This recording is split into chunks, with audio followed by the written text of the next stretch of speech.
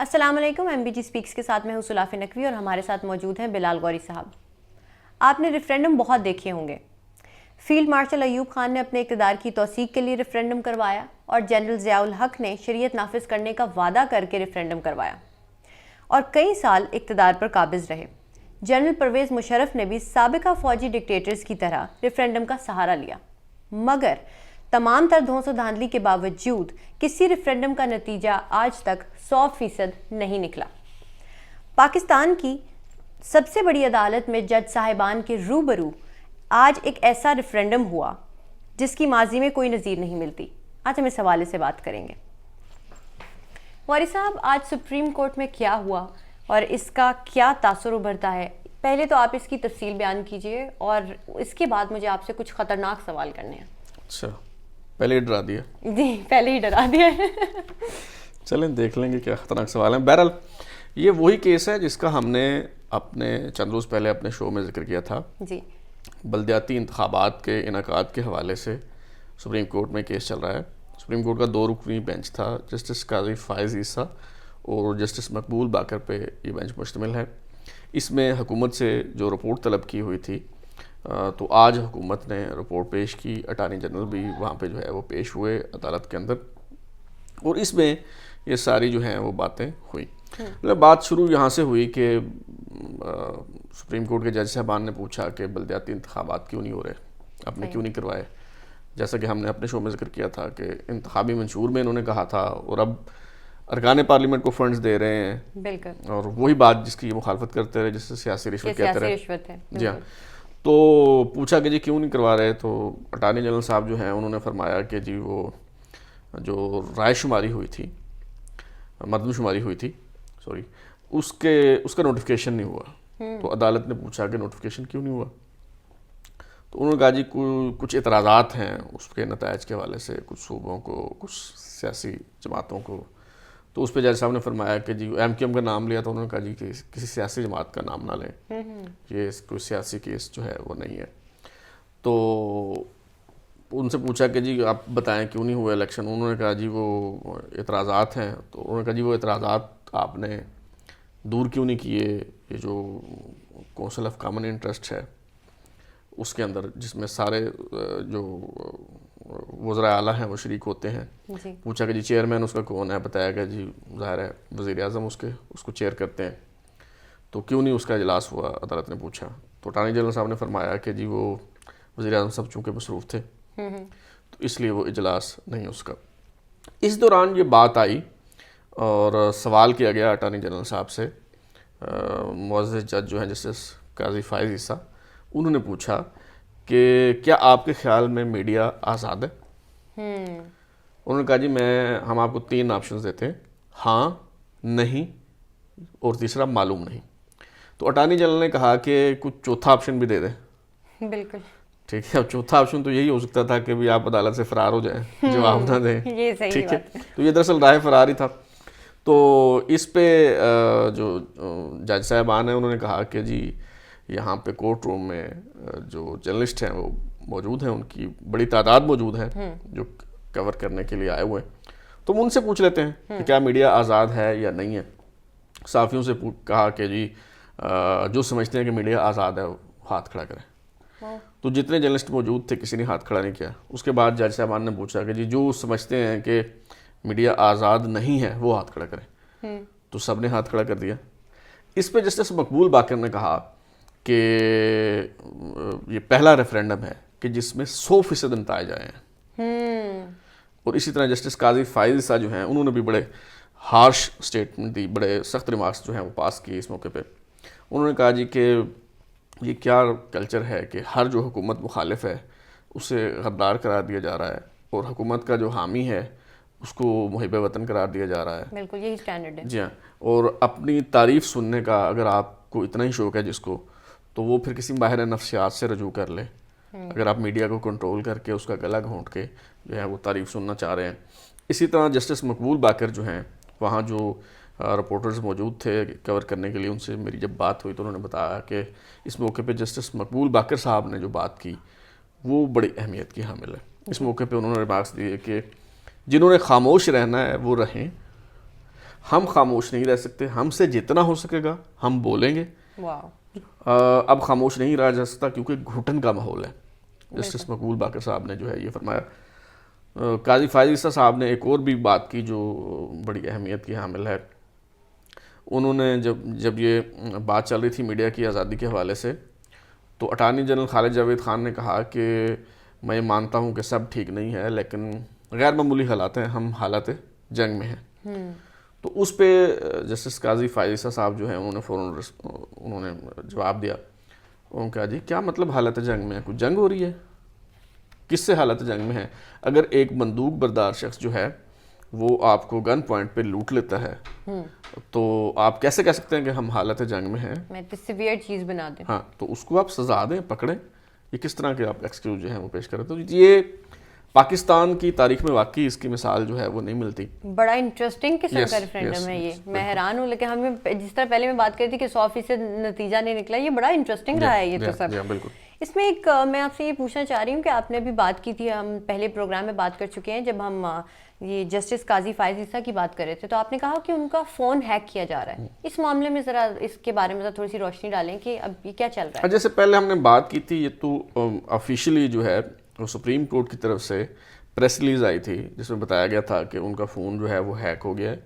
کسی کو اگر کوئی میسج ملے, کوئی پیغام ملے ان کے نمبر سے موصول ہو تو اسے ان جیسے قاضی فائز عیسیٰ سے منسوب نہ سمجھا جائے, تو کیونکہ ان کا فون جو ہے وہ ہیک ہو چکا ہے. اس پہ باقاعدہ ایف آئی اے کو جج صاحب کی طرف سے درخواست دی گئی.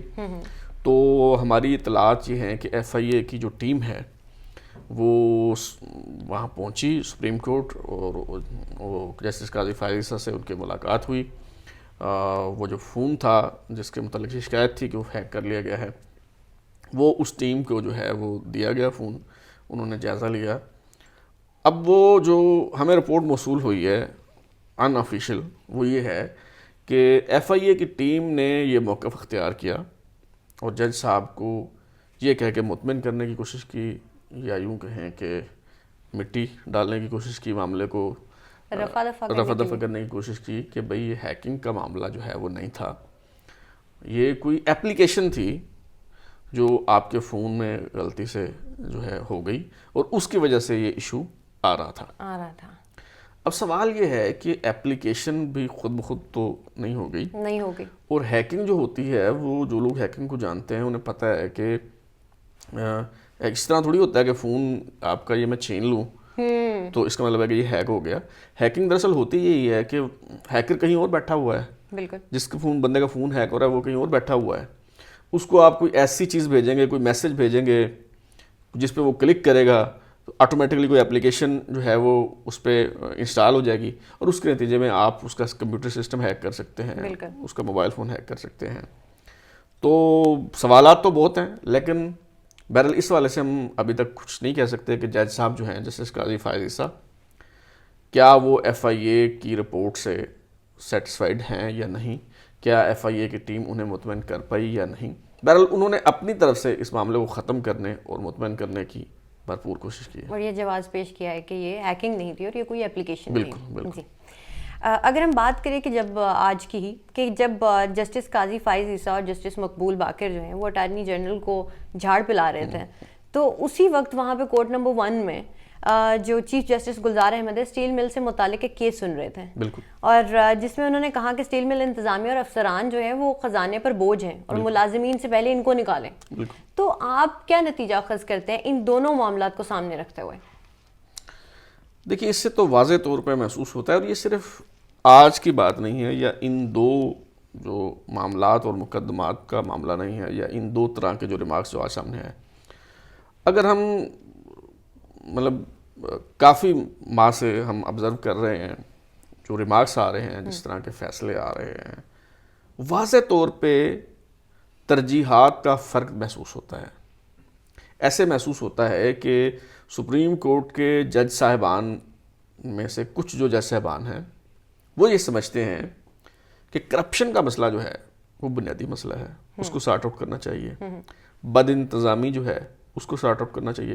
گڈ گورننس کے حوالے سے بڑے سخت قسم کے فیصلے آنے چاہیے, چیک اینڈ بیلنس آنا چاہیے. خاص طور پہ جو موجودہ چیف جسٹس ہیں جسٹس گلزار صاحب, ان کا آپ دیکھیں تو ان کا جو رجحان دکھائی دیتا ہے وہ کرپشن ہے, خرد برد ہے, ان معاملات کی طرف زیادہ دکھائی دیتا ہے. کراچی میں جو شادی ہالز, زمینوں پہ قبضے, سرکولر ریلوے کی زمین اور وغیرہ وغیرہ, یہ سارے جو معاملات ہیں اس پہ ان کا فوکس جو ہے وہ دکھائی دیتا ہے. بڑے سخت قسم کے ان کے ریمارکس آتے ہیں. ایک موقع پہ ایون انہوں نے یہ بھی کہا کہ یہ جو زمین تھی یہ فوج کو دفاع کے لیے دی گئی تھی کراچی میں, تو اس پہ شادی ہالز کیسے بن گئے. انہوں نے کہا جی گرا دیں سب, اور ساتھ انہوں نے یہ کہا کہ پتہ نہیں یہ فیصلہ دینے کے بعد میں ہوں گا کہ نہیں ہوں گا. ٹھیک ہے, انہیں یہ بھی پتہ ہے کہ اس کے کیا نتائج ہو سکتے ہیں. لیکن میں جو بات کر رہا تھا کہ واضح طور پہ یوں محسوس ہوتا ہے کہ سپریم کورٹ کے جج صاحبان کے یعنی دو مختلف گروہ ہیں. یعنی کچھ جج صاحبان کا خیال ہے کہ ان چیزوں پہ زیادہ فوکس کرنا چاہیے, لیکن کچھ جو جج صاحبان ہیں ان کا خیال یہ ہے کہ جو بنیادی انسانی حقوق ہیں, جو شہری آزادیوں کے معاملات ہیں, وہ زیادہ اہم ہیں. بالکل. مثلاً کسی بندے کو اٹھا لیا جاتا ہے بغیر کوئی وجہ بتائے, اس کو اغوا کر لیا جاتا ہے, یہاں تک کہ اس سے بڑی جو ہے وہ جنگل کا قانون کیا ہوگا کہ ایک آئی جی کو جو ہے وہ اغوا کر لیا جاتا ہے, جس طرح پچھلے دنوں سندھ میں واقعہ پیش آیا. تو کچھ جج صاحبان جو ہیں وہ اس حوالے سے بڑے ٹچی ہیں, انہیں بڑی تشویش ہے کہ ہمارے ہاں جو شہری آزادیاں ہیں وہ کرٹیل ہو رہی ہیں, بنیادی انسانی حقوق جو ہیں وہ پامال ہو رہے ہیں, میڈیا آزاد نہیں ہے. تو یہ بنیادی مسائل ہیں ہمارے جنہیں سارٹ آؤٹ کرنا چاہیے. جی آپ دیکھیں کہ جو میں نے بات کی کہ ایک ترجیحات کا فرق دکھائی دیتا ہے. ادریس خٹک ایک سماجی کارکن ہیں جنہیں اغوا کیا گیا تھا, تو جسٹس وقار سیٹھ جب چیف جسٹس تھے پشاور ہائی کورٹ کے, ان کے سامنے جب درخواست آئی تو انہوں نے وہ حکم دیا کہ جی ایک سویلین کو کورٹ مارشل نہیں ہو سکتا, لہذا یہ کارروائی روک دی جائے, اور انہوں نے حکومت سے جواب طلب کیا. لیکن بعد ازاں کرونا کی وجہ سے ان کی وفات ہو گئی, تو وہ کیس جو ہے بعد ازاں اور جج صاحبان جو ہیں پشاور ہائی کورٹ کے ان کے سامنے لگا. تو ابھی ان جج صاحبان نے وہ جو درخواست ہے ادریس خٹک کی وہ خارج کر دی ہے. یہ جو میں آپ سے ابھی اصل میں آپ نے نام لے لیا ہے, میں جو بات کرنا چاہتی تھی, جو میں نے آپ سے شروع میں کہا کہ آپ پہلے تفصیل سے بتا دیں, میں آپ سے خطرناک سوال کرنے والی ہوں, وہ ایکچولی یہی معاملہ تھا کہ ادریس خٹک کیس, یہ کیا معاملہ ہے دراصل, یہ ہے کیا, اس کا بیک گراؤنڈ ذرا تھوڑا سا بتا دیں. بس یہاں سے اندازہ لگا لیں کہ اگر اس طرح کے جو سوالات ہیں وہ ہمیں خطرناک محسوس ہوتے ہیں تو اس سے اندازہ لگایا جا سکتا ہے کہ ہمارے ملک میں شہری آزادیاں جو ہیں, انسانی حقوق جو ہیں, یا میڈیا کی آزادی وہ کتنی ہے. بالکل اندازہ لگایا جا سکتا ہے. ٹھیک ہے, ایون جب چیف جسٹس کو یہ کہنا پڑ جائے کہ پتہ نہیں یہ فیصلہ دینے کے بعد, یہ حکم دینے کے بعد میں ہوں گا کہ نہیں ہوں گا. بالکل یہاں سے اندازہ ہو سکتا ہے. تو بہرحال یہ ادریس خٹک صاحب جو ہیں یہ انٹرنیشنلی اکلیمڈ ریسرچر ہیں, محقق ہیں, اینتھروپالوجی میں انہوں نے پی ایچ ڈی کی ہوئی ہے. ایک اور پہچان ان کی یہ ہے کہ یہ سماجی کارکن ہیں. تو 13 نومبر 2019 کو پشاور موٹر وے پہ ثوابی انٹرچینج کے قریب انہیں اغوا کیا گیا. ان کا ڈرائیور بھی ان کے ساتھ تھا, دونوں کی آنکھوں پہ پٹیاں باندھ دی گئیں, نامعلوم مقام پہ لے جایا گیا, اور 2 دن بعد جو ہے وہ ڈرائیور کو چھوڑ دیا گیا, اور وہ ڈرائیور کی گواہی پہ ہی مقدمہ درج ہوا. اور پھر یوں ہوا کہ ان کا گھر جو ہے وہ جو لاک تھا, تو ادریس خٹک صاحب سے فون کروایا گیا ان کے ایک دوست کو کہ وہ گھر کھول کے اس میں سے ان کا لیپ ٹاپ اور ہارڈ ڈسک جو ہے وہ منگوائی گئی. صحیح. پہلے تو یہ تسلیم ہی نہیں کیا جا رہا تھا کہ یہ بندہ ہمارے پاس ہے. پھر جب بہت زیادہ احتجاج ہوا, عالمی دباؤ بڑھا, تو اس کے بعد جو وزارت دفاع نے یہ تسلیم کیا کہ جی بالکل اس بندے کو ہم نے اٹھایا ہے, ہمارے پاس ہے. اور چارج شیٹ یہ ہے کہ اس نے آفیشیل سیکرٹ ایکٹ کی خلاف ورزی کی ہے, اور برطانیہ کا جو خفیہ ادارہ ہے MI6 اس کو کوئی خفیہ معلومات جو ہیں وہ فراہم کیے ہیں, اس لیے ہم نے اس کو گرفتار کیا ہے اور اس کے خلاف کارروائی جو ہے وہ ہم کر رہے ہیں. تو جیسے میں نے بتایا کہ ان کے بھائی کی طرف سے پٹیشن دائر کی گئی پشاور ہائی کورٹ میں کہ جی یہ تو سویلین ہیں, ان کا آپ کورٹ مارشل کیسے کر سکتے ہیں, یہ تو بنیادی انسانی حقوق کی خلاف ورزی ہے, انہیں پروڈیوس کیا جائے یہاں پہ. تو عدالت نے, جسٹس وقار سیٹھ نے وہ جو فیلڈ کورٹ مارشل کی کارروائی تھی اس کو روکنے کا حکم دیا, اور یہ کہا کہ ان کو عدالت میں پیش کیا جائے اور کوئی الزامات اگر ہیں تو ہمیں آگاہ کیا جائے. ان کی وفات ہو گئی اور ابھی چند روز پہلے جو ہے وہ پٹیشن پشاور ہائی کورٹ نے خارج کر دی، لیکن اس کی جو پروسیڈنگز تھیں اس میں بڑی ایک دلچسپ صورتحال جو ہے وہ سامنے آئی. پہلی بات تو یہ ہے کہ ادریس خٹک صاحب جو ہیں وہ کسی آفیشیل پوزیشن پہ نہیں رہے، صحیح، نہ سویلین نہ ملٹری، کسی پوزیشن پہ وہ رہے نہیں. اچھا، آفیشیل سیکرٹ ایکٹ کی خلاف ورزی تو وہ تب ہوتی ہے نا جب آپ کسی پوزیشن پہ رہے ہوں اور اس پوزیشن پہ رہتے ہوئے آپ کو کوئی راز آپ کے پاس ہو اور وہ آپ نے شیئر کیا ہو، کہ آپ کی ایکسیس ہو. جی ہاں. دوسری بات یہ ہے کہ وزارت دفاع کی طرف سے بتایا گیا کہ MI6 کے ایک ایجنٹ ہیں، ٹھیک ہے، مائیکل سیمپل، برطانوی شہری ہیں، جن کو ادریس خٹک نے خفیہ معلومات جو ہیں وہ فراہم کی ہیں. اچھا، یہ ان پہ چارج ہے. اب سوال یہ پیدا ہوتا ہے کہ یہ جو مائیکل سیمپل ہیں یہ کون ہے؟ بالکل. مائیکل سیمپل جو ہیں یہ پاکستان کی افواج پاکستان کے ایک جنرل کے داماد ہیں. جنرل ابو بکر عثمان مٹھا یحییٰ خان کے دور میں بڑی اہم پوزیشنز پہ رہے. جو افواج پاکستان کی SSG ہے، کمانڈو فورس ہے، جس سے مشرف کا بھی تعلق تھا، یہ SSG کے گاڈ فادر سمجھے جاتے ہیں کیونکہ اس کی بنیاد انہوں نے رکھی، اس ادارے کو تشکیل انہوں نے دیا، جنرل ابو بکر عثمان مٹھا نے. تو ان کی بیٹی کی شادی جو ہے وہ مائیکل سیمپل سے ہوئی ہے.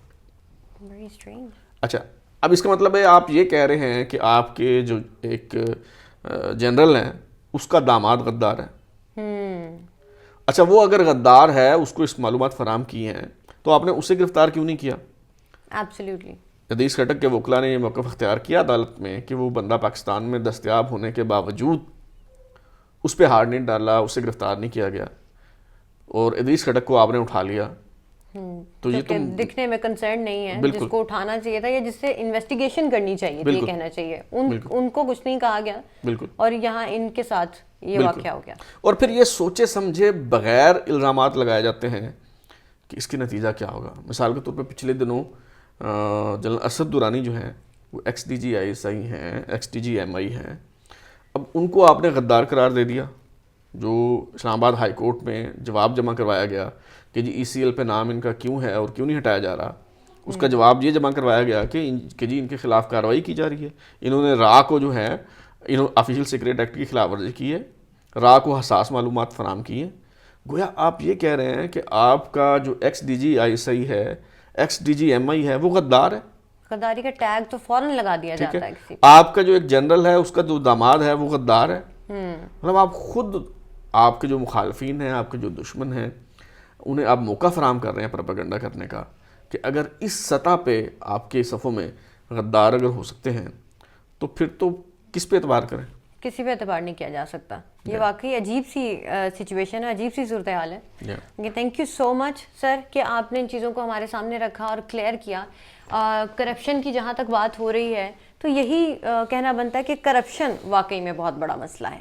کرپشن پوری دنیا میں ہوتی ہے، یہاں تک کہ چین میں جہاں اس کی سزا موت ہے وہاں پہ سب سے زیادہ کرپشن ہوتی ہے. بنیادی مسئلہ انسانی حقوق اور شخصی آزادیوں کا ہے. اگر ہمیں آگے بڑھنا ہے تو ہمیں کیا کرنا ہوگا؟